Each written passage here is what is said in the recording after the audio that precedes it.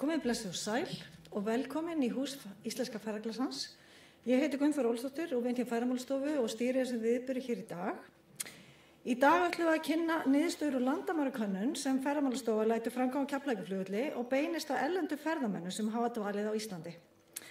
Markmið könnunarinnar er að safna grunnupplýsingum ferðamenn og ferðamennsku, eins og hverjir þetta sem að koma, hvers vegna þeir komnir, hvaðan þeir, hvert ferðast þeir, hvernig ferðast þeir og hvað upplifa þeir og eins fá við komment frá þeim hvað má bæta.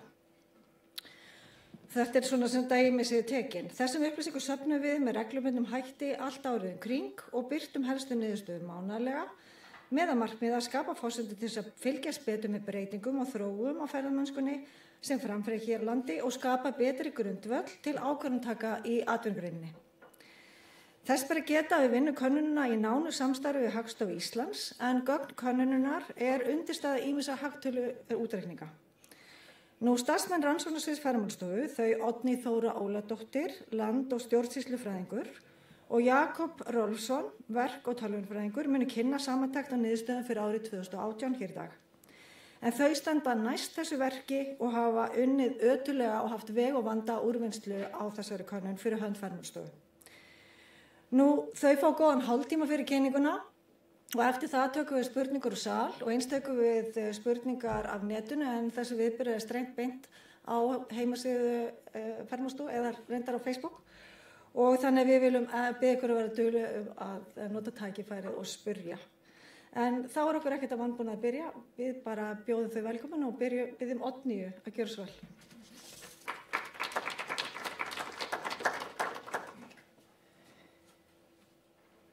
Setjum gleraugun. Já, góðan daginn og velkomin á þessa kynningu okkar könnun Ferðamálastofu. Ég ætla að byrja á því að fjalla stuttlega aðdragandann að könnuninni og ég ætla að segja hans frá markmiðum hennar, framkvæmdinni og framsetningu á niðurstöðum.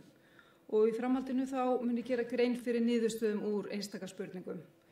Eins og þið kannski vitið þá að ræða mjög viðamikla könnun sem býður upp á ýmiss konar útfærslu. Og ég vona að lokinni þessari kynningu þá hafið þið nokkuð skýra mynd af því sem hún hefur fram að færa. Undirbúningur að þessari könnun hófst í maí 2016. Þá var ákveðið fyrir tilstilli stjórnstöðva ferðamála, Hagstofa og Ferðamálastofa létu framkoma í samstarfi könnun meðal erlendra ferðamanna. Og það var ákveðið að veita fjármagni í verkefni sem bauð upp á víðtækari gagnasöfnun meðal erlendra ferðamanna en áður hafði þekkst. Það var ákveðið að bjóða verkefnið út á Evrópska efnahagssvæðinu í gegnum ríkiskaup haustið 2016 og niðurstöður úr því útboði lágu fyrir í árslok 2016. Verkefnið var mjög vel skilgreint í útboðslýsingu og vanda vel til verka. Því kom okkur á óvart hvað voru fáir sem sóttu það voru 4 sem lögðu inn tilboð en það varð úr að það var gengið að hagstæðasta tilboðinu sem kom frá dönsku markaðsrannsóknarfyrirtæki sem hefur sérhæft sig í flugvallakönnunum.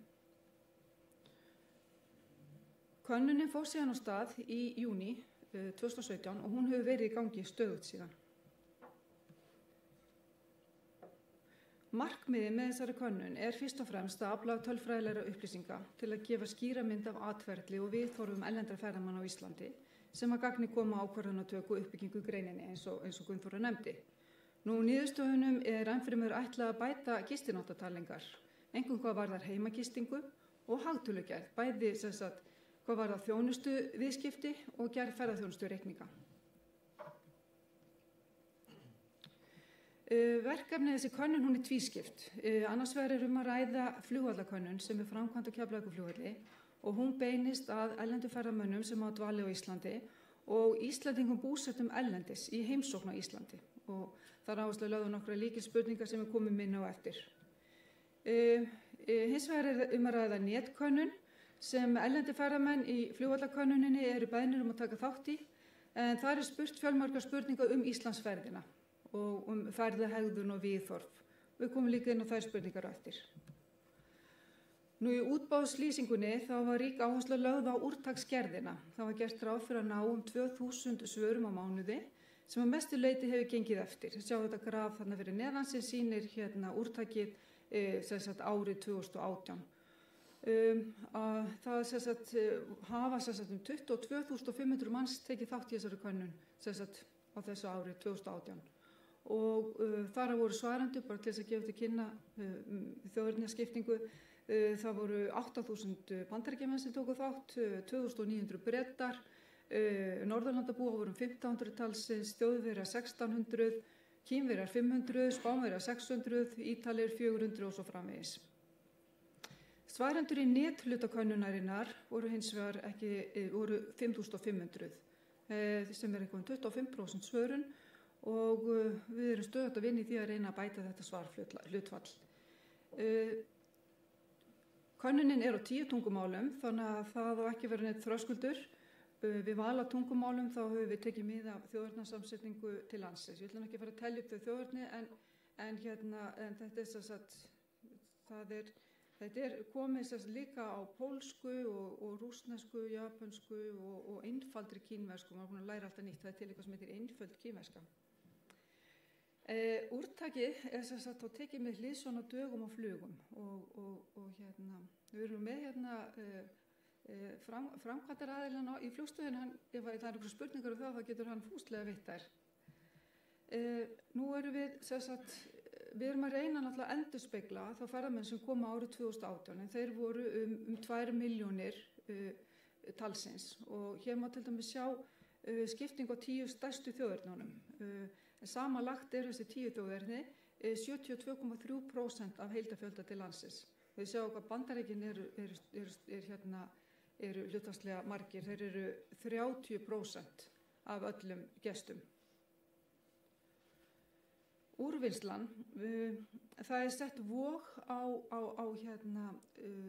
út frá talningu þjóðerna við brottför og eins og þið kannski viti þá eru 33 þjóðerni talin úr landi og þar á meðal reyndar Íslendingar og þessar tölur eru notað til að setja vog í úrvinnslunni. Niðurstöðurnar hafa verið setta fram eftir, með bakgrunnsbreytunar. Við ákváðum að láta keyra öll gögn eftir 5 bakgrunnsbreytum, eftir þá kyni, aldri, þjóðerni, markasvæði sem miðast við búsetu og svo tilgangi ferðar. Síðan eru niðurstöðurnar setta fram eftir mánuðum og tímabilum og þá notum við þessi tímabil. Við skiptum bara árin í 2 tímabil, það vetur. Þá það tímabil mánuðin janúar til apríl og síðan október til desember og síðan sumamánuðinir og þá erum við aðeins búin að víkka þetta út þannig að við höfum maí og september með. Svo ætla ég aðeins að koma inn á hvar við höfum verið að birta þessar niðurstöður. Það stór hluti af þessum gögnum eru komin inn í mælaborðið og sum ykkar kannski hafið rýnt eitthvað þessar tölur. En þær eru setta fram annars vegar, það stendur landamærakönnun og netkönnun í bóksinu, þannig að þær spurningar sem eru í landamærahlutanum eru aðskildar spurningunum frá úr nethlutanum.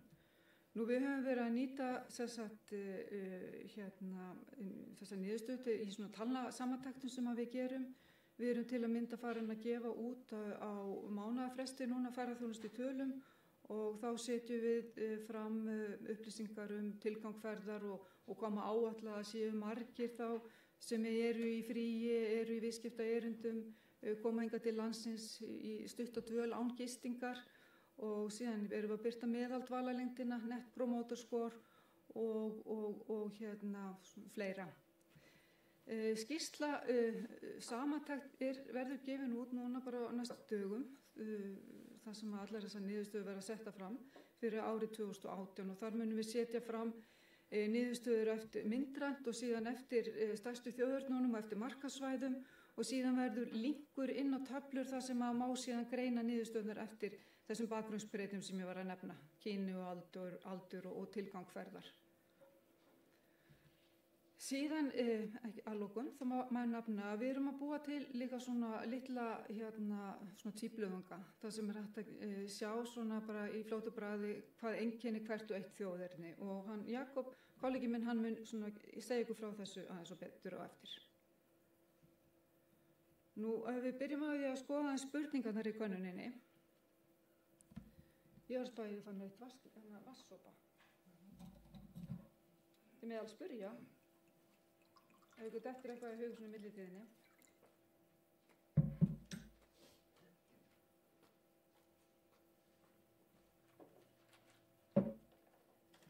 Já, eins og ég nefndi áðan þá þetta tvískipt könnun sem þá annars vegar framkvæmt á Keflavíkurflugvelli og síðan fylgt eftir með netkönnun og við byrjum á því að skoða flugvallakönnunina. Þá þar áhersla lögð á spurningar hvað varðar kyn, aldur, þjóðerni og búsetu, dvalarlengd, tegund gistingar. Það spurt hvað sem margar nætur gistur á hótelum eða í leiðri íbúð eða á tjaldsvæði svo framvegis. Það spurt tegund gistingar, eða fyrir ekki tegund ferðar, ef einhver var ferðaðist á einhverju leyti í pakkaferð eða á eigin vegum.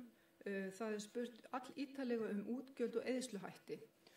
Og síðan eru þessar 4 spurningar sem eru þarna neðst, það sem verður að spyrja ánægju með ferð, hvort að fólk hefur komið áður, hvort það ætla að koma aftur eða hvort að komið til með að mæla með Íslandi við vini og ættingja. Þetta eru spurningar sem við færðum úr netlutanum yfir í landamærahlutan í júlí á síðasta ári. Nú stutt eftir að svarendur koma heim til sín, þá fá þau senda könnun í pósti, og það er þessi netkönnun og það er tenging þá inn á svörin úr flugvallarhlutanum. Þannig að þegar þú kemur og opnar, þá getur þú séð því sem þú svaraðir á vellinum og þú getur jafnvel gert leiðréttingar eftir á. Og spurningarna sem bætast þá við í netkönnuninni, það er þá verið að spyrja hugmyndaferð, hvaðan kom hugmyndin að Íslandsferð, hvenær vaknaði hugmyndin, hvað var notað við að skipuleggja bókaferðina fyrir komið til Íslands og síðan eftir að komið til Íslands og hvenær var ferðin bókuð, hverju voru ferðafélagar. Nú það má kannski geta þess að þegar þessi spurningakönnun var mynduð þá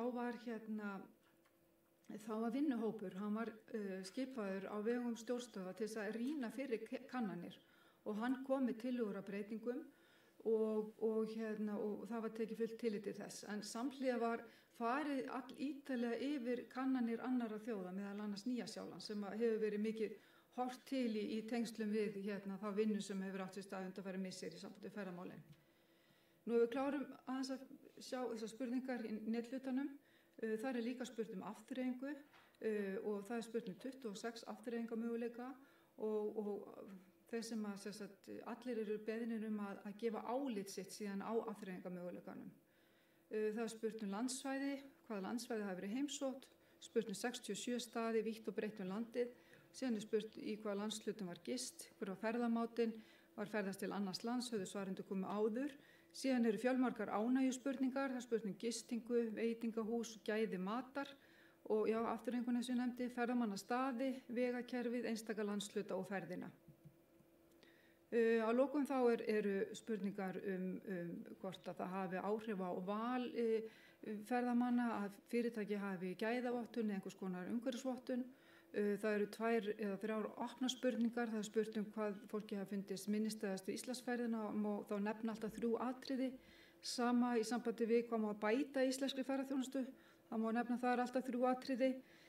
Síðan eru svarendur spurði hvort þeir hafi hug að koma aftur og hvenær og á hvaða árstíma og munu svarendur mæla með Íslandi við vini sín og ættingja. Og þessari spurningu, þetta er svona, fyrirmyndin er svona Net Promoter Score spurning, þannig að þeir sem að gefa hæstu einkunn 9-10, þeir fá spurningu, opna spurningu og hún hljóðar einhvern veginn á þá leið hvað var það sem var til þess eða hvað var það sem var til þess að þú gafst svona hvað svona háa einkunn. Nú þeir sem gefa 7-8, hvað þarf til þess að þú myndir þess að gefa hærri einkunn og svo þeir sem að gefa 0-6, þess að hvað var það sem að gerða verkum að þú gafst svona lága einkunn. Nú við erum með svona hvata fyrir svarendur til að svara könnuninni. Við erum með, þetta eru svona dæmi nokkra myndir, við erum með 15 myndir sem við bjóðum upp og þetta eru góðri upplausn myndir sem eru eftir Ragnar T. Sigurðsson, þannig að þeir sem að ljúka báðum könnunum, þeir fá linkinn á þessa myndir. Og síðan höfum við verið með peningaveljun líka. Nú ef ég aðeins hvað líður tímanum? Nótími. Ef ég byrja aðeins bara á því að fjalla svona helstu niðurstöður. Ég ætla nú bara að fjalla þetta svona heildarniðurstöður. Ekkert að fara inn á kannski einstaka tilfellum að fara inn á einhverjar breytur. Það tiltölulega jafnt hlutfall kynja sem kom til landsins árið 2018. Nú aldurinn, það er þriðjungur, það er helmingur sem yngri en 34 ára, tæplega þriðjungur á aldurinn 35-54 ára og síðan 17% 55 og eldri. Það kom mér dálítið óvart hvað þetta ungir ferðamenn. En tekjur, það má segja að þetta mjög vel mennta fólk sem að koma hingað, langflestir með einhvers konar háskólapróf og, nú er ég í tekjunum. Ég ætla að segja, tekjurnar fyrir ekki. Það eru sem sagt 53% eða rúmlega helmingur sem með tekjur yfir meðalagi eða háar tekjur og ríflega þriðjungur með tekjur í meðalagi. Og undir 1 af hverjum 10 sem með lágar tekjur eða undir meðalagi. Þá koma menntuninni. Það eru sem sagt langflestir með háskólapróf eins og þið sjáið. Síðan eitt sem við gerum sem er dálítið skemmtilegt af því að þetta hefur nú ekki verið gert áður held ég í stórum stíl. Að við spyrjum fólk hvaðan það og frá hvaða landsvæði það er. Þið sjáu bara svona dæmi niðurbrota á Bandaríkjunum, það þetta brjóta þetta ennþá frekar og síðan það Bretland og Frakkland. Þetta kemur verið birt í til dæmis þessum samantektum sem hann Jakob minn kynna á eftir. Þannig að þetta sést nú kannski illa. En við sjáum bara við rýnum það eru 23% Breta sem eru frá London og örugglega mjög margir frá Parísarsvæðinu, ég get ekki séð þessar tölur. Það fjórðungur, já, einmitt. En þetta sem sagt mjög áhugavert. Nú, ef við förum aðeins inn á hugmyndin að Íslandsferð, skipulagning og bókun ferðar. Hvaðan kom hugmynda Íslandsferð? Svarendur voru beðnir að taka afstöðu með því að merkja annarkvort já eða nei við nokkra valda valmöguleika. Og þeir voru 25 talsins, ég setti bara nokkra á blað. En eins og þið sjáu, sem kemur kannski engum á óvart að það náttúran sem í fyrsta sæti, 92% segja já, náttúran hafði áhrif, 80% sögðu já. Mér langaði að prófa eitthvað nýtt, hafði ekki komið og 80% alltaf langað til að heimsækja, náttúrutengt afþreying líka mjög margir, 73% og áhuga á norðurslóðum, 72% og svo koll á kolli. En síðan líka spurt til dæmis svo gott ferðatilboð, maður myndi halda að það kannski verið fleiri, þá voru ekki nema þriðjungur. Og líka las Ísland í dagblaði og tímariti þriðjungur. Síðan líka spurt íslenska mat, íslenska hönnun, umfjöllun Ísland, möguleikan og stopover, fyrri ferð, en þess að geta að 17% svarenda árið 2018 höfðu komið áður. Og síðan íslensk tónlist, vinur og ættingjar í Íslandi, viðburður, sérstakt tilefni, kvikmyndir með íslensku tali og svo framvegis. Og það eitt sem eins og kannski sem að þið kannski átt ykkur á það íslenskt landslag í hreyfimyndaefni. Þetta í raun og veru bara íslenskt landslag sem birtist í svona alls konar YouTube-myndböndum eða í bara erlendum stórmyndum eða bara ákvað að nota þetta sem bara, auglýsingum. Þetta kannski ekki orð sem að nota dagsdaglega hreyfimyndefni en sem sagt, Þeir svarendur sem nefndu náttúruna sérstaklega, að þeir voru spurðir það hvaða var sem heillaði þá varðandi íslenska náttúru og það komu mjög fjölmargir þættir. Við reyndar við tókum þetta lokuð spurning með lokum svarmöguleikum en við erum búin að vera svo margoft með svipaða könnun í könnunum Ferðamálastofu, þá vorum við búin að taka opin svör og flokka þau upp og einhvern veginn móta þessa svarmöguleika. Þeir eru fjölmargir fleiri. Þarna margir sem að nefna ósnortna náttúru, hreinleika landsins, norðurljós og goshverir, jarðhita, fallega náttúru, einstakt sérstæða frábrugðið, landslagið. Þetta eitthvað svona sem kemur kannski engum óvart. En síðan líka spurt sem kemur ekki fyrir mynd að það kyrrð og ró og það eru eldfjöll og hraun og jarðfræði, óbyggðir í víðátta og svo framvegis. Fyrir nokkuð hratt yfir þetta. Hér komið að spurningum hugmyndaferð og ferð bókuð. Þriðjungur að fá hugmyndina Íslandsferð innan 6 mánaða fyrir ferð, fjórðungur 6 til 12 mánuðum fyrir ferð og 2 af hverjum 5 meira en árs fyrirvara. En síðan þegar kemur á bókun, þá ferðin bókuð með minna en 1 mánaða fyrirvara í 17% tilfella, með 1 til 3 mánaða fyrirvara í þriðjungstilfella og nærri helmingur að bóka ferðina fyrir meira en 3 mánuðum. Já. Hugmyndaferð. Já. Hvað er orðið? Já, það góð spurning. Þetta var alveg nákvæmlega. Ég velta fyrir mér eins og ég verða spurningar sem skýrir sér útsetningu í þetta. Þannig að við taka það bara eftir. Já, tökum það eftir. Síðan síðan farið í það að skoða hvað verið að nota við skipulagningu ferðarinnar og þá aðgreindu við fyrirkomu og síðan eftirkomu. Og við skoðum fyrirkomu að það eru fjölmargir miðlar nýttir við skipulagningu og bókun og margir eru til dæmis að nýta sér í svo vefsíður, flugfélaga og bókunarsíður og borð við booking.com og hotels.com og Expedia og opinbera ferðavefi og almenna leitavéla netsins. Og síðan það eftirkomuna til Íslands, það það sama, það netið. Þarna var bæði verið að spyrja hvaða miðla nýttur til að bæði að afla upplýsingum það sem í boði á Íslandi og til að skipuleggja ferðina eða bóka þjónustuna. Og tæplega þriðjungur hann nýtti opinbera ferðavefi, 50 alls konar bækur Ísland, ferðabækur og 50 upplýsingamiðstöðvar hérlendis og tæplega 50 var með GPS staðsetningatæki. Nú ferðahegðun, dvalarlengd árið 2018 var að jafnaði 6,3 nætur og 27% voru í einhvers konar pakkaferð. Langflestir voru í fríi, eða 87%, 2,5% í viðskiptatengdu erindi og 2,5% í heimsókn hjá vinum og ættingjum og 5% í ýmsum persónulegum erindagjörðum eins og voru í einhverju læknisheimsókn eða námi eða rannsóknarleyfi eða einhverju í þeim dúr. Flesti voru á ferðalagi með maka, eða 57%. Mér langaði bara svona til gamans að sýna ykkur, þetta til dæmis eina af þeim töflum sem við höfum verið að birta í ferðaþjónustu í tölum og þá erum við að nýta okkur þessar niðurstöður úr könnuninni til þess að reyna að meta fjölda þeirra ferðamanna sem eru í mismunandi tilgangi. Og til dæmis af þessum 2,3 milljónum sem komið þessum brottförum, árinu 2018, þá má segja að 2 milljónir hafi verið í fríi. En síðan sjáum við þarna neðst að það áætlum að það hafi verið 35.000 sem voru í stuttri dvöl án gistingar.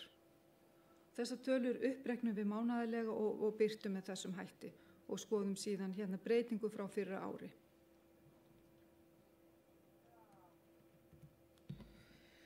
Síðan spyrjum við hvort að önnur lönd hafi verið heimsótt. Ég tók bara svona til gamans Norður Ameríkubúa og Asíu svona út úr af því að þeir skera sér dálítið frá. Það sérstaklega þá Asíubúarnir, Íslandsferðin ekki, þeir að koma í samsettaferð, Íslandsferðin í fæstum tilfellum eina landi sem heimsótt. Sama það með Bandaríkjamenn, þá sé ekki í sama mælu og Asíubúar, að þeir eru svo mikið að koma í þessum stopoverferðum. Þannig Ísland einn áfangastaður af mörgum. Nú ef við skoðum dvalarlengdina, þá var meðaldvalarlengdin 6,3 nætur. Hún var lengst í ágúst eða 8 nætur og hún var styst í febrúar, nóvember og desember eða 5 nætur.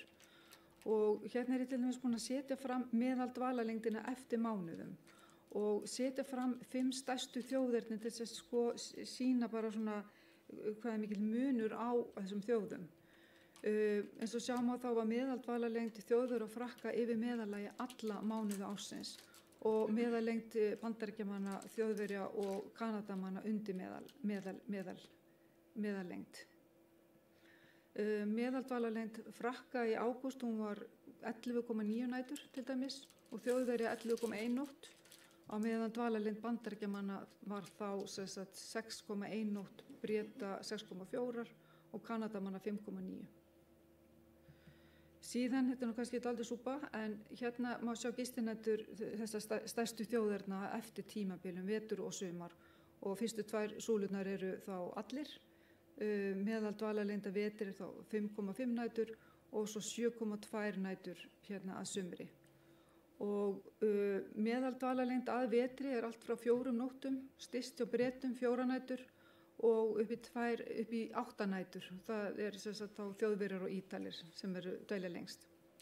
Og síðan meðal dvalarlengdin að sumri, hún allt frá 5,4 nóttum og það eru Bandaríkjamenn og upp í 10,3 nætur sem eru þá Þjóðverjar. Já, hérna, eins og ég sagði, sagði að þessi spurningar tegund gistingar, hún inni í landamærahlutanum og hún gefur okkur færa á því bæði þetta svo stórt úrtak að geta metið hlutdeild gistinátta eftir tegund gistingar. Og eins og sjáum á þá gefa þessa niðurstöðu til kynna að 43% gistinátta hafa verið eitt á hótelum og gistiheimilum og 7% í hótelíbúðum, álíka hátt hlutfall á hostelum og í sumarhúsum og skálum, en síðan það sem vekur athygli, það þessar leigðar íbúðir, heimagisting. Það eru 20%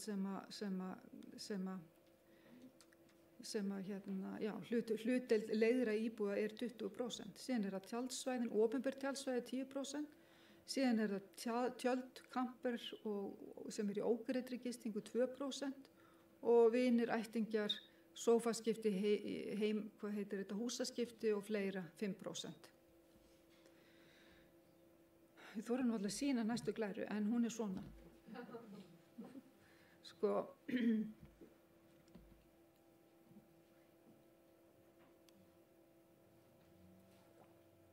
Af þeim 8 þjóðum sem eru settar hér fram, þá má sjá nokkuð mun á því hvers konar gisting nýtt. Gistinætur Breta og Kínverja eru í meira mæli á hótelum og gistiheimilum en annarra þjóðarna. Þið sjáu að ég sé þetta nú ekki eins og hérna skjánu hjá mér. Já, þess að Bandaríkjamenn eru með,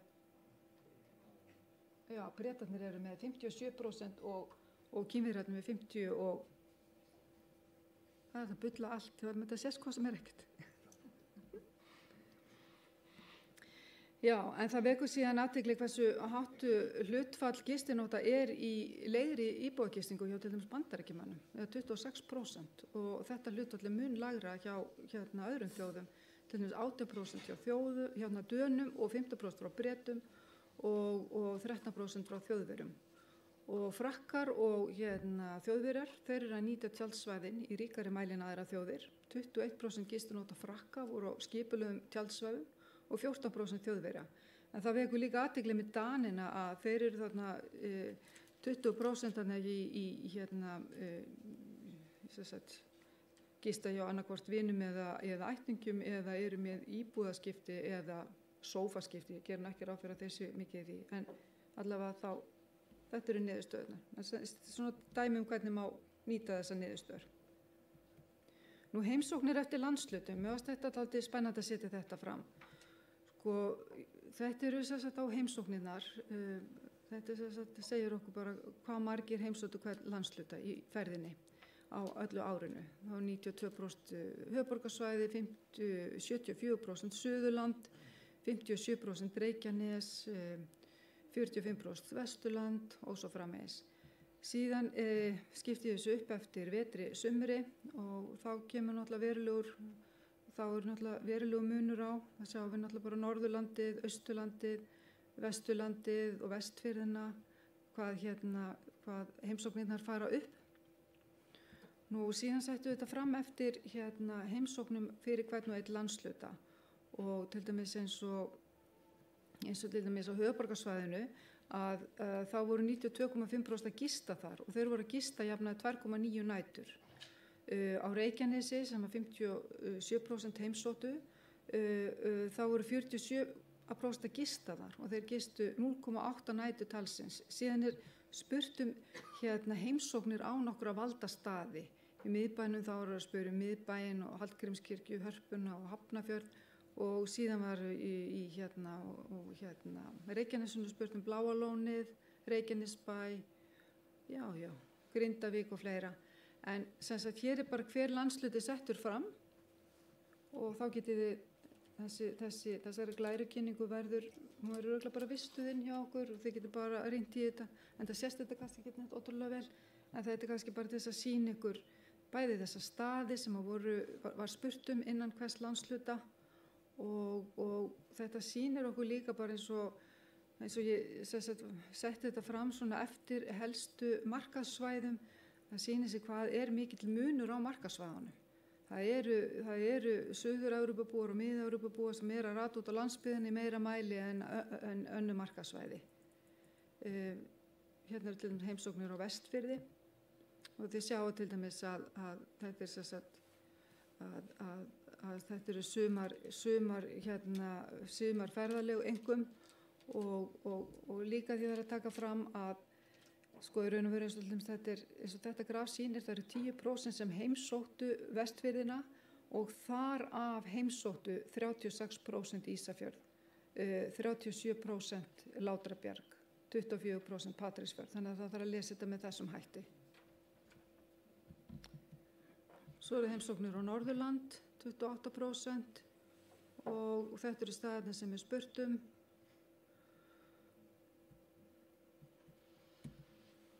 Austurlandið og svo Suðurlandið sem náttúrulega fjölsóttasta svæði landsins. Þar voru 73,8% sem heimsóttu Suðurlandið, af þeim gistu 68% og gistinætur voru að jafnaði 2,1. Og dreifingin tiltölulega, hún hérna svona meðfram ströndinni eins og þið sjáið. Já, afþreying. Ég veit ekki hvernig þetta kemur út, en þetta sýnir að við erum að spyrja bara 27 svarmöguleikar. Þannig að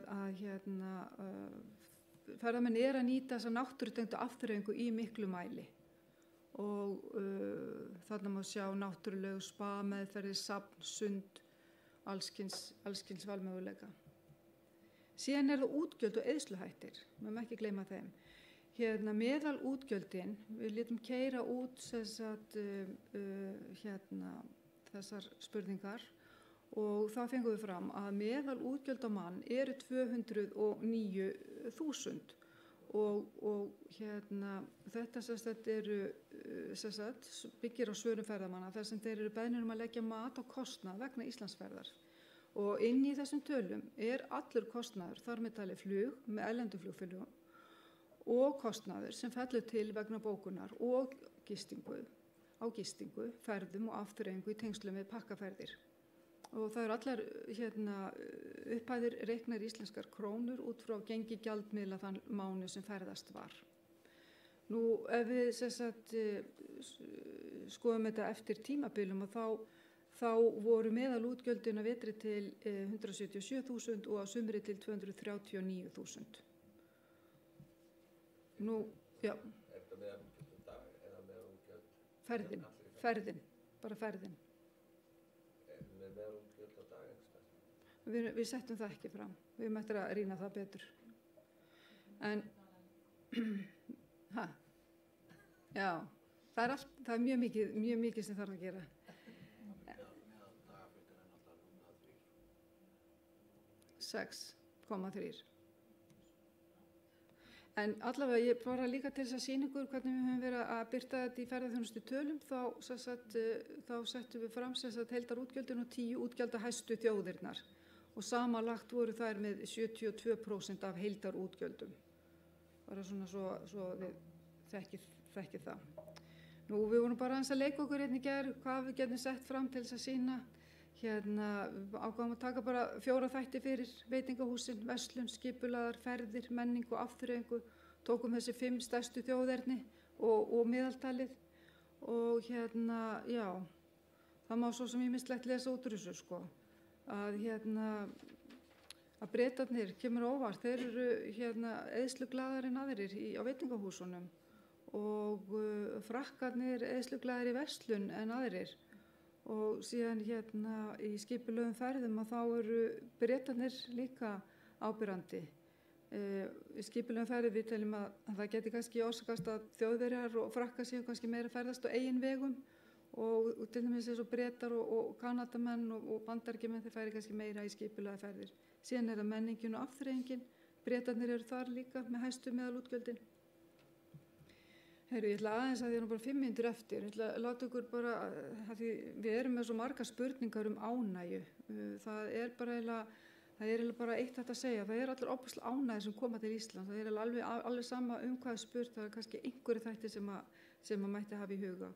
Við spurum ánægju eftir landshlutum og það verður bara að segja þess að Suðurlandi bara fær þarna hæsta skorið. Það eru 85% sem eru mjög ánægðir með dvöl sína á Suðurlandi og með ánægði með Íslandsferðinni í heild sinni það eru 73,7% sem að segjast vera mjög ánægðir og 22 frekar.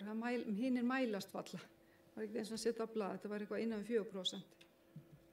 Síðan erum við að spyrja ánægju með gistingu og við erum að spyrja ánægju með veitingahús og við höfum það þannig að þeir sem gefa 7 og lægri einkunn þeir fá aukaspurningu og þeir fá hvað var það sem kom í veg fyrir þú gafst ekki hærri einkunn en 7 og við byrjum bara á veitingahúsunum þið sjáum við að þetta er bara verðlagningin það er 90% sem að nefna verðlagningu og það eru þjóðir sem eru alveg áberandi óánægðar, það er eins og þessar Frakkar og Ítalir og Þjóðverjar. Síðan eru gististaðirnir, það er verðlagning en það eru ýmsir aðrir þættir nefndir eins og viðhald og aðbúnaði ábótavant, aðstöðu aðbúnaði ábótavant, hreinlæti ábótavant. Nú ánægði með afþreyingu, afþreyingin fær alveg ótrúlega háa einkunn. Ég taldi þetta áðan, nú er ég búin að gleyma tölunni, þá voru stærstu hluti var með meðaleinkunn hærri en 8,5. Það var einhver sem skar sér dálítið úr, það voru norðurljósaferðirnar, en við vitum sennilega kannski út af hverju það er. Fólk fyrir norðurljósaferðir og fær ekki ósk sína uppfyllta. Nú við erum líka að spyrja álit á ferðamannastöðum og það sem menn eru kannski ósáttasti við, það er þessi fjöldi ferðamanna og það er hreinlætis aðstæðan. Langar bara til þess að nefna að þetta er skjámynd sem er tekin úr mælaborðinu en það er hægt að skoða alveg einhverjar gjöf alveg fram til apríl. Þið sjáu þetta er skert eftir mánuðum og þetta er alltaf uppfært á mánaðarfresti þannig að það er hægt að fylgjast með þessum álitsspurningum. Og þetta er síðan dregið fram eftir markaðssvæðum og við erum að reyna að búa til svona vísitölu í kringum ferðamannastæðina þá bara tökum við þessa 8 staði og búum til eina meðalengun og sama á við að því við spyrjum vegakerfið að þá eru við við birtum það líka með svipum hætti og með ferðamannastæðina. En við ákvæmum að setja þetta upp með svona litum þannig að grænu það eru þessir ábyrgðar sem eru mjög ánægðir með 9-10 þeir sem eru gulir 7-8 metri svona aðeins við myndum gjarnan vilja að þeir færðust í græna flokkin en síðan er þessi rauðu það eru þessir óánægðu og þetta er líka bara skjámynda Síðan er það val og ferðaþjónustufyrirtæki, það hefur mikil áhrif að fólk hefur, ef fyrirtæki hefur einhvers konar vottun, gæðavottun, umhverfisvottun, hvað var minnisstæðast úr ferðinni, ég ætla bara ekkert þetta er opin spurning og þetta er það sem var nefnt, það var náttúran, landslagið, afþreying, menning og svo framvegis. Við tókum nokkuð kvót úr opnusvörun, ótrúlega gaman að skoða þessu opnusvör, hvað fólk er að nefna, að þið bara lesið þetta í róliheitum, þið opnið þetta glærusett, seinna meir og síðan hvað má bæta í ferðaþjónustunni, þetta er náttúrulega bara það sem að kemur engum á óvart, það er verðlag og það er að bæta innviði og það er að bæta upplýsingagjöf, þetta er eitthvað svona algjörlega í takt við það sem að fyrir kannanir hafa verið að sýna. Bæta veðrið, skilja. Já, það má líka bæta það. Nei. En síðan hérna þessi spurning hérna Net Promote. Já, þessi Net Promote spurning, ég skal vera eina og það sem sagt hérna, þetta einkunnagjöf frá 0 til 10 og þá þetta sem sagt til að mæla þetta Net Promote score, þá sem sagt hérna þeir sem eru hvetjendur sem gefa 9 til 10, þeir eru sem sagt þeim hérna stilt á móti þeim sem gefa 0 til 6 og hérna og út reiknað hérna hvað maður að segja, þetta Net Promote score. Það kemur opin spurning fyrir alla eins og ég nefndi áður og það bara ekki gaman að vera að vinna á svörum, það engin svör.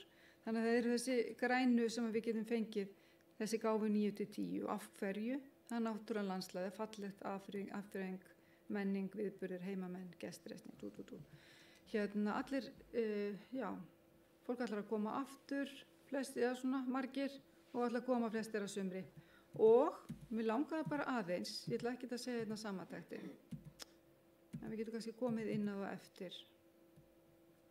Það í sambandi, við erum að reyna núna að gera breytingar, við erum að færa landshlutarspurningarnar inn í landamærahlutan. Þetta svo gríðarlega mikilvægar upplýsingar að geta metið þetta flæði ferðamanna landið, fáum það mikið betri upplýsingar fyrir utan það að það verið að koma inn álagsvísum í tengslu við þetta nýja verkefni ráðuneytisins sem að verður inn í landamærahlutanum og já, það bara ýmislegt. En hérna þetta bara, samantektin það bara allir mjög jákvæðir fyrir okkur sem ferðamannalandi, en það má ýmislegt bæta og við erum að fá bara frábæra ferðamenn. Hérna. Koma Jakob á? Já, nú bara segi ég bara, jú, nú ætlum ég að slökkva á þessu. Ég þakka ykkur kærlega fyrir.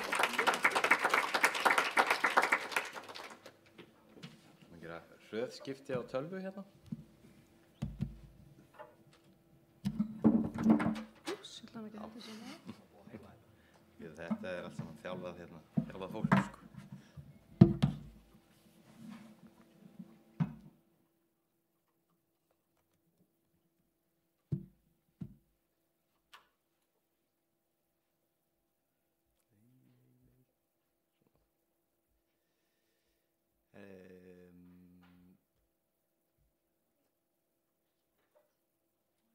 Sex þjóðirni, 1 markasvæði. Það eru tvíblöðungarnir sem við tókum saman sem Oddný minntist á hérna áðan og það sem sagt svona umfram þessar heildarniðurstöður sem Oddný var að fara yfir, þá tókum við þetta saman og þeir innihalda þessar stærðir sem við kallum lýðfræði, ferðahegðun og viðhorf og þjóðirnin eru Bandaríkjamenn, Þjóðverjar, Kanadar, Frakkar, Kínverjar, Bretar og Norðurlandabúar. Og þetta svona stærstu þjóðirnin pluss Kínverjar út af því að fólk hefur mikinn áhuga á því að vita hvað þeir eru að gera og koma og þeirra lýðfræði, ferðahegðun og viðhorf. Ég ætla að reyna að hafa þetta stutt út af því að við erum líka að brenna út á tíma. Þannig að ég dembi mig bara beint í útlitið á þessu. Tvíblöðungur og við vildum hafa hann stuttan, læsilegan og myndrænan og að mögulegt væri hægt að draga fram sem sagt bara lykilstærðir strax með því að líta á þetta, bara skema yfir þetta, hafa textan í svona algjöru lágmarki og einungis bara svona til að ýta undir myndirnar og þetta sem sagt fyrri síðan í tvíblöðungnum og það þá búseta, endurkomin hlutfall, bakgrunnsbreytur, kyn, aldur, tekjudreifing, hvenær vaknaði hugmyndunarferð, fyrirvari bókunarferð, hvað gaf þér hugmynda Íslandsferðinni og þetta beinþýðing úr þeirri spurningu, þannig að what gave you the idea to come to Iceland, það spurt þannig. Svo það tilgangur ferðar og þetta svona eins, þetta bara sem sagt uppbyggingin á þessu svona fyrir í öllum þessum 7 einblöðungunum. Og á síðu 2 þá erum við með svona eitthvað sem útlista frekar ferðahegðun og það þá ferða af gistimáti, útgjöld, hversu margir koma hérna í pakkaferðum, hvaða landshlutar, meðaldvalarlengd, afþreying, Net Promote score og ætlar að koma þér aftur. Og þetta hérna, þessi samantekt fyrir Frakkana, hún alveg tilbúin. og fer á netið á sama tíma og samantektin sem Oddný fór yfir hérna áðan fer á netið. Svo í svona gamni þá ætla ég að bera saman 3 þjóðerni upp úr þessum bæklingum og það eru þá Bandaríkin, Frakkland og Kína. Og ég ekki að taka öll atriðin sem eru þarna, ég bara taka svona þessi, ég bara valdi einhver, þar sem ég sá einhvern mun og ætla bara að tala stutt þetta. Náttúran náttúrulega aðra aldráttaraflið og hún helsta ástæðan fyrir því að ferðamenn að koma til Íslands ásamt þeirri löngun til að upplifa eitthvað nýtt. En það eru alltaf einhverjir aðri hvatar sem liggja undir líka, til dæmis í þessu tiltekna atriði þá eru Bandaríkjamenn að skera sig úr þessum hópi með því að nefna möguleikan á stopover og góðu farðatölboði en 33% segja einmitt að möguleikin 61% nefna að gott ferðatilboð og lágt fluggjald hafi haft áhrif á meðan rúmlega 30% segja það hjá Kínverjum og Frökkum. Meðmæli gilda líka mikið á fólki en 60% ferðamanna sem koma hingað hafa fengið jákvæð meðmæli frá vinum og fjölskyldum og Kínverjar skera sig úr því leyti að flestir þeirra nefna umfjöllun Ísland á netinu hafa haft áhrif á þeirra ferð og 60% nefna að sjónvarpsefni með íslensku landslagi hafi haft áhrif. En þú veist, þessi umfjöllun á netinu það í 88% á þeim á meðan það bara 50% með síðst að vera 50% þarna og 46% Bandaríkjamenn og Frakkar nefna, þannig að það munar alveg þessum 30% sko. Aðdragandi á bókun. Bandaríkjamenn og Frakkar eru svona tiltölulega líkir hér, en ef við skoðum Kínverjana sérstaklega þá eru sko 55% Kínverja sem fá fyrstu hugmyndina þegar koma til Íslands með 6 mánuðum áður en þeir koma og bóka 66% Kínverja ferð hingað með minna en 2 mánaða fyrirvara sem mér finnst vera svona stuttur aðdragandi með að þeir eru að ferða svona langa vegalengd. Ha? Já, það náttúrulega einhverjar ástæður fyrir þessu. Endurkomu hlutfallið, það lægst hjá Kínverjum og hæst hjá Bandaríkjamönnum en hins vegar fannst mér áhugavert að Frakkarnir eru ólíklegastir til að koma aftur á meðan, þú veist, það 78% Bandaríkjamanna, 86% Kínverja hafa hug á því að koma aftur en bara 61% Frakka. Útgjöldin, mér finnst alltaf gott að setja þetta í hlutfall við fjölda erlendra ferðamanna og þessna eru meðal útgjöldin þarna en til dæmis Bandaríkjamenn voru 30% af heildarfjölda erlendra ferðamanna og áttu 32% útgjaldana á meðan Frakkar voru 4% af heildarfjöldanum en áttu 4,8% af heildarútgjöldum og svo voru það Kínverjar sem voru líka 4% af heildarfjölda erlendra ferðamanna en áttu 6% af heildarútgjöldum.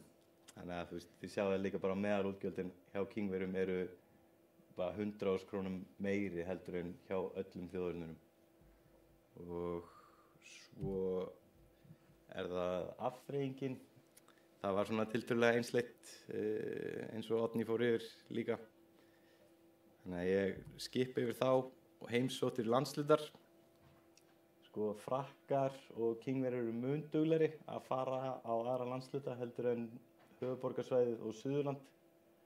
Og mér finnst áhugavert hér sérstaklega að þó svo að dvalarlengd Kínverja meðal dvalarlengd Kínverja sé 1 nótt lengur heldur en hjá Bandaríkjamönnum þá eru þeir miklu meira að ferðast út á land eins og Norðurland og Austurland versus Bandaríkjamenn sem bara eru að húka þarna á suðvesturhorninu. Og svo eru við með tegund ferðamáta sem sagt undir hversu margir að nýta sér bíl, leigubíla, áætlunarbifreiðir, skipulagðar rútuferðir og leigubíla. Og þetta allt saman í tvíblöngnum líka. Og svo það búseta innan þessara markaðssvæða. Og við erum með Bandaríkin skipt svona það hægt að brjóta niður í öll fylkin. Svo erum við með Frakkland, þessi svæði sem eru þar. Það einmitt fjórðungur frá Parísarsvæðinu og 37% frá Suður-Frakklandi. stærstu fylkin í Bandaríkjunum eru Kalifornía, Illinois, New York, Virginia og Texas og 15% kínverskra ferðamanna komu frá Peking, 29% frá Shanghai og 14% frá Guangdong héraðinu. Meira var það ekki. Stutt, takk.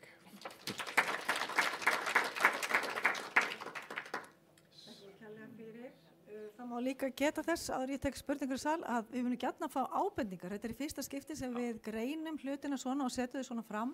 Ef þið sjáu að það er eitthvað sem að mætti betur fara, einhver upplýsingar sem vantar, endilega láta okkur vita. En nú tökum við spurningar frá ykkur og eins af netinu og ég vil biðja ykkur að kynna ykkur og hvaðan þið komið. Já, takk. Ég heiti Helgi Þór hjá markaðshúsinu Sponta, ef við erum Svarfaðardalum. Ég með eina spurningu og eina ábendingu. Spurningin eru gögnin aðgengileg núna í mælaborðinu? Já. Takk.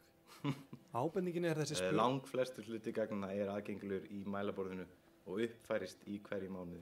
Æðislegt. Já. Ábendingin varðandi þessa spurningu til ferðamannsins. Hvenær kviknaði hugmyndin? Hvað gaf þér hugmyndina? Mér finnst þetta ekki alveg nákvæmt og kannski bara örstutt. Ég hitti Indverja sem var hérna á landinu, æðislega ánægður með dvölina. Ég spurði hann hvað kom til þess að kom til Íslands og hann sagði ég var að fara í vinnuferðar, ég var að vera í vinnuferð til Madrid. Fyrst ég var að fara til Evrópu, þá var augljóst einmitt að fara til Íslands líka. Þannig að það var svona 3 mánuðir síðan að þegar möguleikinn opnaðist. Já. Þetta ég spurði hann hins vegar hvað, að því hann var alltaf að tala um mig, alltaf langa að koma. Ég sagði, hvað þýðir það? Hvenær kviknaði hugmyndin kom til Íslands? Og þegar hann hugsaði sig þá sagði hann, já, það var fyrsti Spassky skápmótið, 1973. Það var að 2. Það er þá valmöguleikinn fyrir meira en 5 árum síðan. Skiljið mig, þannig að ég er að velta mér orðalega þessu, getur greint hvenær kviknaði þessi óljósi svona ómótaði draumur eitt að láta verða þessu veruleika og síðan þessi kveikja. Þetta er mögulegt. Já. Og þá byrjar þessi rannsókn og skipulegning. Já, ég skil. Það er mín ábending. Já, takk. Takk fyrir það. Oddný, viltu ekki koma líka upp? Viltu svara þessu eitthvað eða ef að taka næstu spurningu? Það tala hér í... Þetta er bara fyrir útsendinguna.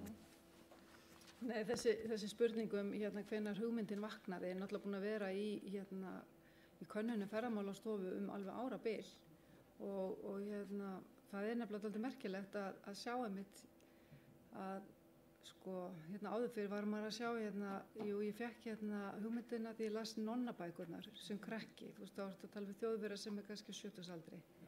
Þannig að ég veit ekki, það þyrfti kannski þá bara að bæta inn einhverju annari spurningu fyrir þá sem eru með svona það er bara einhvern veginn að hugsa að þetta er bara nýtt þá. Já, en þetta er góð ábending. Þetta er góð ábending.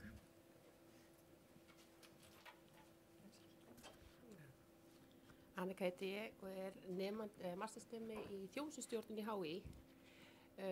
Bæði þegar þið voru að flytja þá var gert svona lítið úr þessum litla hluta sem er óánægir og þegar Jakob fór að tala þá var svo pælið, var svo lág hlut að vildi ekki koma aftur. Hugmyndin okkar Íslendingar er alltaf að vera svo æðislega að það vilja allir koma aftur og allir vilja komingað en núna er verið að ræða það er verið minnkandi áhugi og fólk er óánægt en við veist að vera lítið lagt upp úr því að skoða hvaða kvartanir eru og hvernig þetta gera það betur. Láta fólk vita að við erum ekki svo æðislega stundum eins og við höldum. Nei. Þannig kannski að greina betur þessi neikvæðsvör því að kvartanir eru það sem við þurfum að skoða í öllu fyrirtækjum. Þannig að hafa það kannski aðeins herri undir höfði þegar við skoðum akkur ekki. Já, ég var bara að segja. Óánægðasvörin eru greint sérstaklega. Já, það reyndar í svona kynningu svo þessari þá náttúrulega verður maður einhvern veginn að takmarka sig en í raun og veru reynum við að gera þessum sem mest skil eins og til dæmis við spyrjum afþreyinguna, við biðjum fólk að gefa einkunn. Ef fólk er að gefa lág einkunn þá spyrjum við hvað er það sem að gera það verkum og gaf svona lág einkunn. Sama er það með þjónustuna og gistinguna og í sambandi við veitingastaði. Þannig að og einnig NPS-skórið ef þú ert ólíklegur til að mæla með Íslandi sem ferðamannastað þá spurðum við af hverju líka. Já, En af því eins og þið sáu þarna á kúrfunni sko, að þeir sem eru að gefa 0-6, þetta eru örfáir sko, en það breytist kannski. En þá var líka bæta kannski við þetta, við erum með eina opna spurningu, það sem spurt hvað má bæta á Íslandi, hvað þurfa Íslandingar að bæta? Já. Og þarna eru sko fleiri þúsundir svarar sem við erum bara rétt að byrja að greina og opin spurning og það er bæði vísa til fyrirtækja, einstakra fyrirtækja, jákvætt og neikvætt og þetta tengist líka minningunni, hvað var minnistaðast.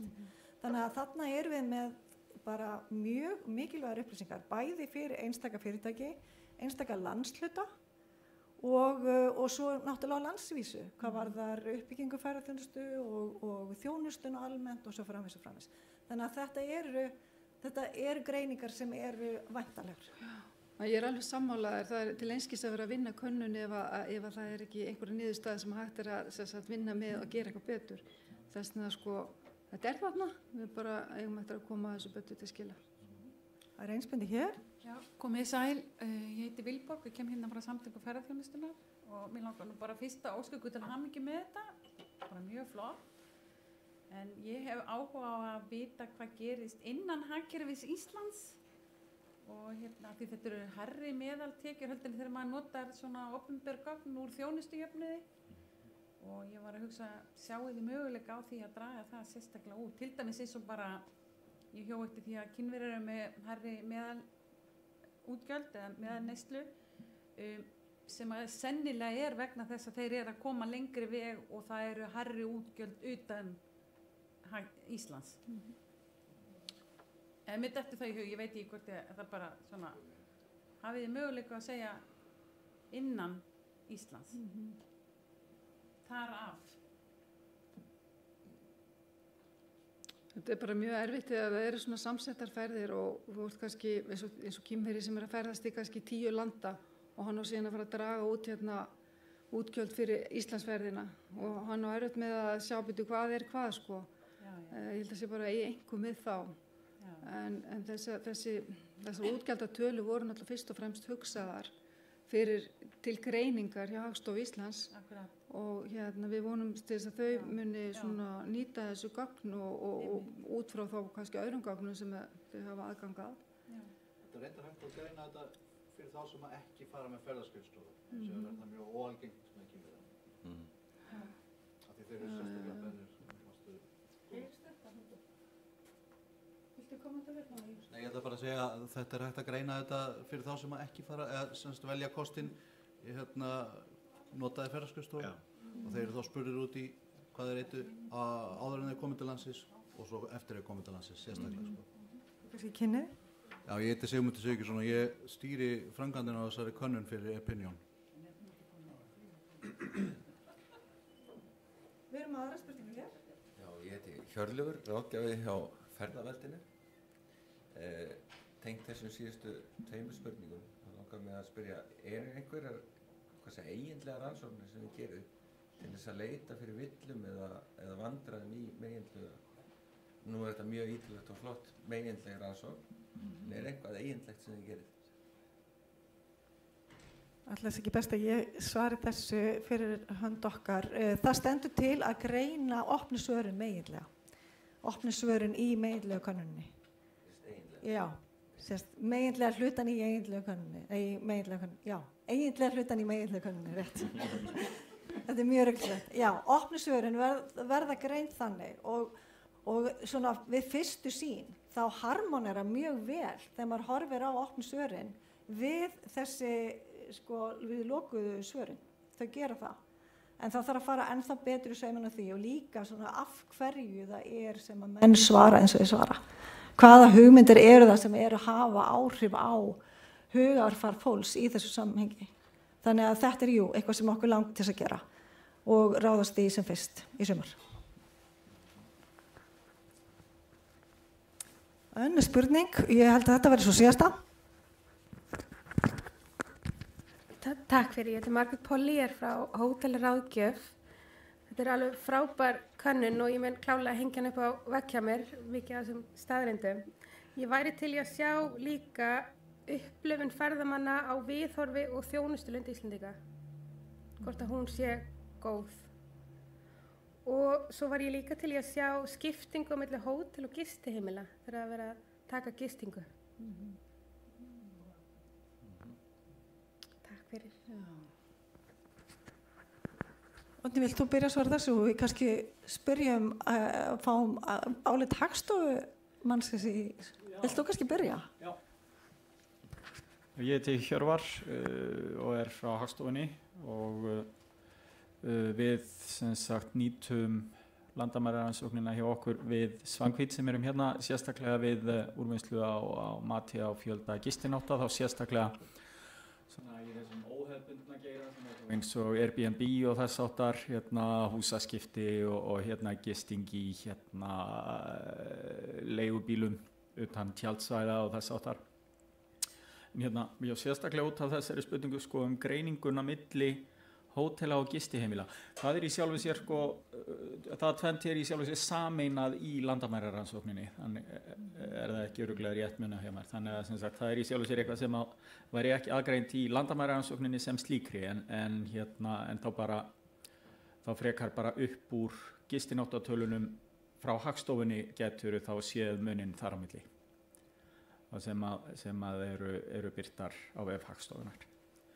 Já, einmitt en við náttúrulega það var mikil blessun fyrir Hagstofuna að fá landamærarannsóknina á sínum tíma einmitt þarna 2017 því að einmitt svona töluvert þar áður þurftum við að fara virkilega að klóra okkur í hausnum með það sko þennan síaukna komponent sem að var einmitt þessi óhefbundna gisting, hvaða ráð við hefðum til þess að sko fá einhvern snertiflöt á því að geta tekið saman tölfræðina og landamærarannsóknin í rauninni alveg bjarga okkur með það og já, síðan náttúrulega við erum reyndar ekki sem sagt við Svangvít, við erum fyrst og fremst að hugsa gistinæturnar, þannig að við getum kannski ekki alveg svarað fyrir eins og þjónustureikningana og þess áttar en já, en þetta fyrir okkur þá hjálpaði þetta mjög mikið. Kannski einn punktur meðan ég með hljónumann. Ég var að velta innu fyrir mig með endurkomuna á milli sem sagt sérstaklega sko bandaríkjamannana og frakkana sko að hvort það gæti kannski verið að það sé svona aðeins svona ofmetinn munurinn á því að ég hef ekki hugmyndum en manni dettur að í hug fyrir það sko að það væri, partur af skýringunni væri allavega bara munur á menningarheimum. Maður hefur einhvern veginn á tilfinningunni svona sko bandaríkjamenn sem hafa alist upp í menningunni með það að svona já við verðum að hittast aftur og jú þú verður að koma í heimsókn og fólk segir já ég kem í heimsókn og svo kemur það bara aldrei í heimsókn. Það er eitthvað sem að frakkarnir eru svona, maður hefur á tilfinningunni að sé mun ólíklega þeir geri að sko þeir bara gefa svarið, hvort að þeir sé að fara að koma aftur eða þetta meðan að bandaríkjamennir já, ég skal alveg koma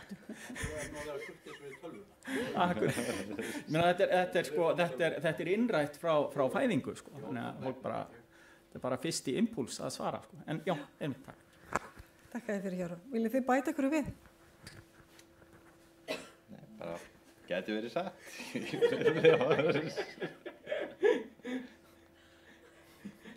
En þá látum við þessu bara lokið hér í dag. Við þakkum ykkur kærlega fyrir komuna. Við þakkum þeim náttúrulega kærlega fyrir þessa kynningu.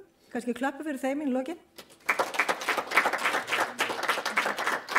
Þetta er síðasta hádegiskynningin á þessu vormisseri hjá Ferðamálastofu og Íslenska ferðaklasanum. Við ætlum að byrja aftur í haust, svona í október, með nýja dagskrá og hlökkum til að sjá ykkur þá. En þangað til þá óskum við ykkur bara gleðilegs sumars og hlökkum til að sjá ykkur.